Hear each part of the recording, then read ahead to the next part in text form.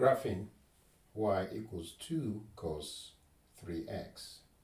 General equation for cosine function is y equals a cos open bracket bx minus c close bracket plus d. So the first thing to do is to find the amplitude, and the amplitude here is modulus of a, and that is modulus of 2, which is 2. So we're just looking for the magnitude of the amplitude. And the next thing to find is number 2 is period. And period is just 2 pi over b, because the parent function y equals cosine x, when we sketch that graph, it will start from 1 when x is 0, come down to first quadrant, second quadrant, third quadrant, and back to 1. So 0 to 2 pi.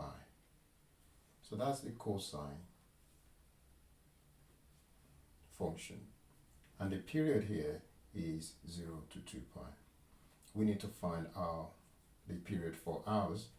Well, in this case, you can see b is 1 here. So that's 2 pi over 1, still 2 pi.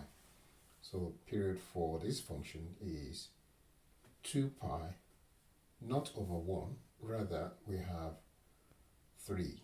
So that would be 2 pi over 3. So b is 3. And that is 120 degrees. Pi equals 180 degrees, and therefore 2 pi equals 360 degrees. Number 3 is to find the x scale. That's the quadrant. There are 4 quadrants in a parent function, right? In a sine and cosine function, we have 4 quadrants. So therefore, we have to divide the period here divided by 4, which means we're dividing 120 degrees by 4, and that's 30 degrees, which is pi over 6. The fourth point is to find the start and set it to 0. So the start here, we set the function here, x, to 0. That's the start. And you set x to 2 pi, because the function period is 0 to 2 pi. Our function, this function here, we need to set it to not x, because we haven't got x, we've got 3x. So we have to set 3x to 0. And that implies x equals 0, because if you divide both sides by 3, you get x equal to 0. And you have to set, at the end of the period, you have to set 3x to 2 pi. And divide both sides by 3, x equals 2 over 3 pi. And that is, we know it's 120 degrees. So the start of the function is at x equals to 0 and finishes at 120 degrees. So the curve has been squashed rather than being in the normal state, which is 0 to 360 degrees. It's been squashed by 3. So that's what happened there. And in this case, because b is greater than 1, when b is greater than 1, it will squash the graph. When b is less than 1, between 0 and 1, it will stretch the graph. The fifth point is to see if there are any vertical translation. In this case, none, because that will be plus 0.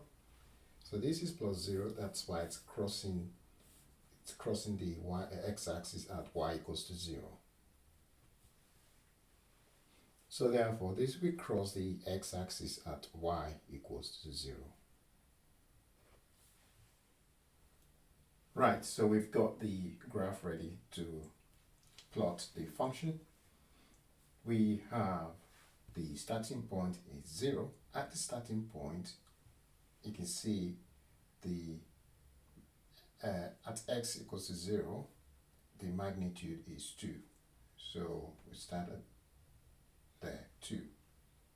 Then the next quadrant is pi over 3, pi over 6, which is 30 degrees, followed by the next quadrant here, which is minus 2, back to y equals to 0 there, and then back to y equals to 2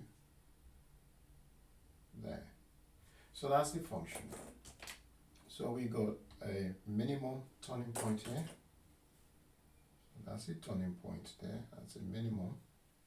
And that goes all the way to y equals to 0 and y equals to 2 there.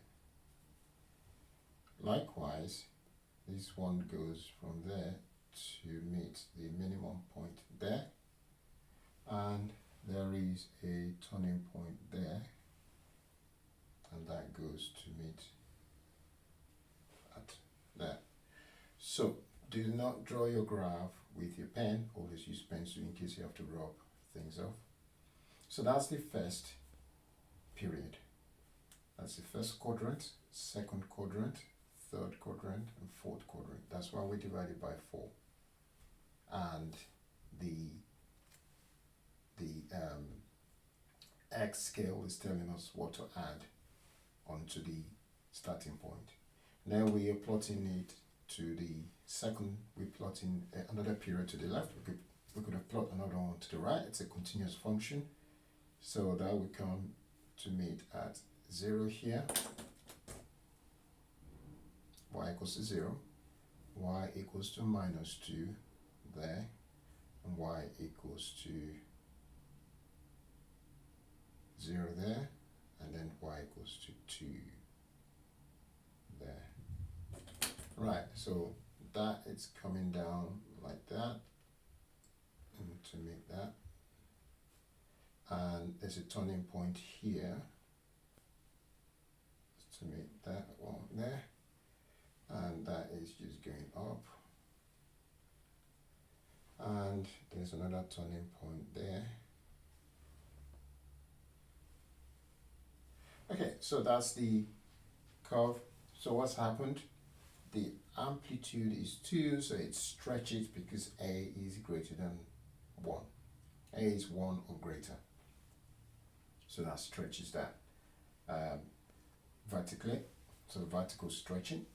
And B is 3 because it's greater than 1.